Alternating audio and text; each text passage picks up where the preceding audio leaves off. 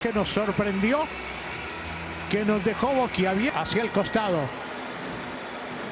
Carlos fuera de lugar.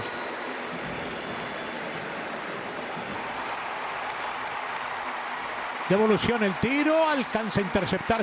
Largo el tiro, pero se le va a Johnny Vidales.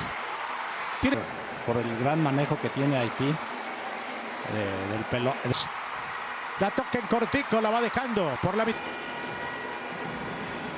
El cobro abierto, la partido. La jugaron.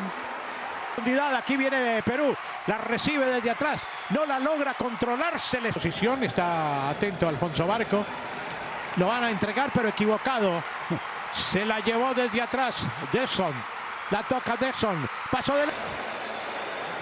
Ese 17, ya de la entrega para... Le quitaron la esférica, dice el árbitro que no hubo falta y se va soltando otra vez el equipo.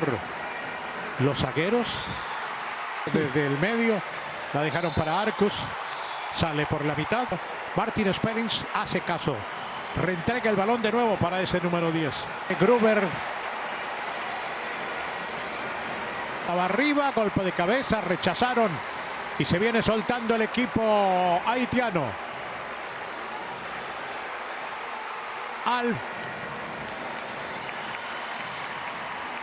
Rebota el balón y se suelta buscando el fondo.